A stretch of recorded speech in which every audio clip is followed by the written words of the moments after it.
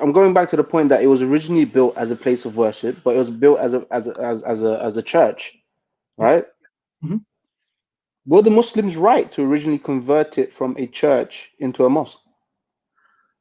So this is another argument that's used by a lot of people. Mm, A lot of Muslims say, and unfortunately, because the level of knowledge of Islamic history is very low in the yeah. Muslim community, so sometimes we say things without knowing the full context. Mm, The example that people use that, look, Umar anhu, when he conquered Jerusalem, he went to the Church of the Holy Sepulchre, which is one of the most holy places in Christianity, and he didn't convert it into a mosque. So we should follow this example. This is not the example the Muslims go and start converting churches into mosques, and that's true. But what they don't realize is this is what the Islamic opinion and ruling is that if a land surrenders to you, then they get to keep their buildings, they get to keep their property, everything is theirs. They've surrendered, therefore you're not allowed to, you shouldn't, you're not supposed to take their property. If you take a land by force, they did not surrender, therefore it is legal mm, Islamically to convert the buildings to the use of the people who are conquering. Constantinople, and actually, I've got the books over here. Muhammad Fatih wrote to Constantine, the last emperor of the Byzantines, and he said, surrender, keep your buildings, keep your wealth, keep everything. Just surrender so we don't have any more loss of life. And he said, no. So this is legal Islamically.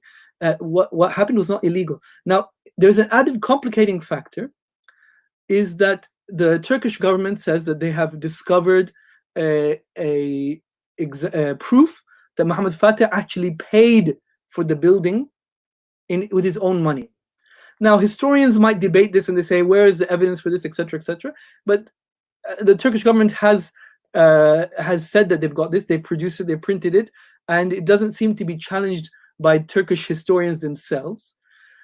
Whether or not he paid for it, we know that even if he didn't pay for it, it would still be counted as a legal takeover of the building. Next point is, the building became a waqf.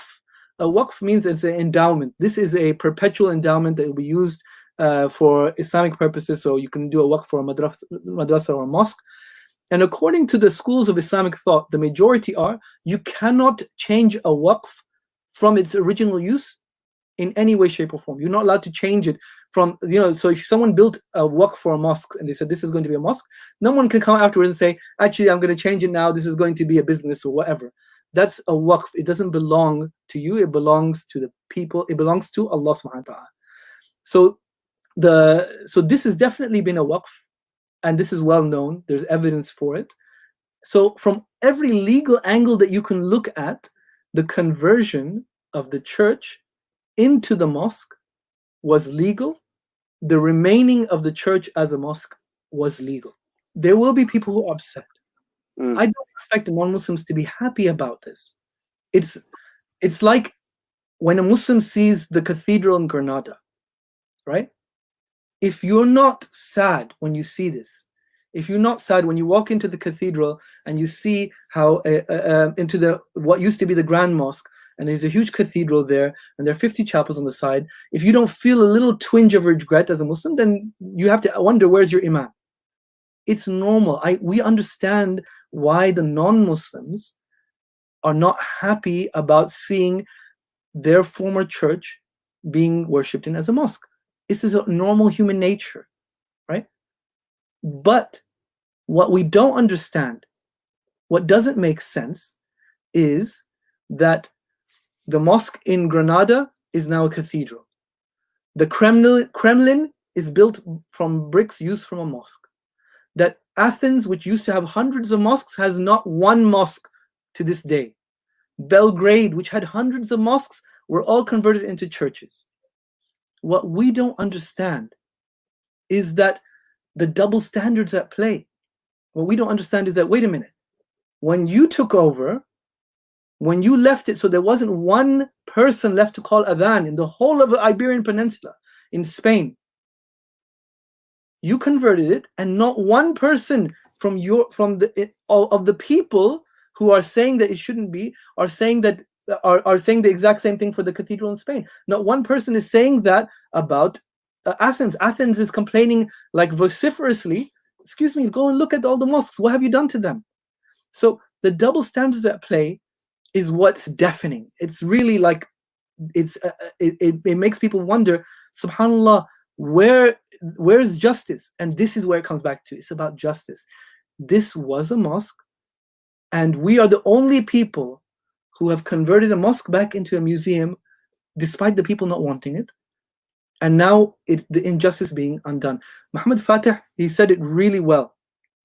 On his grave, when you go to his grave, there's a little plaque, and it says that the Hagia Sophia is now a mosque, and none will ever turn it back from its use as a mosque except a evil tyrant. No one will turn it back. And this is the part that I want to end with for our brothers and sisters. Brothers and sisters, Muhammad Fatih, he conquered Constantinople. For us, maybe we need to conquer our inferiority complex, because that's where this is coming from. It doesn't make sense that we are so upset, we are so sad, and we're so unhappy about an injustice being righted, and about the property of Allah subhanahu wa ta'ala being returned back to him, from a place to be a mosque and a museum, not just a museum, but a mosque and a museum, respecting everyone, rather than disrespecting Muslims and Islamic heritage and culture that has been for the last 80+ years.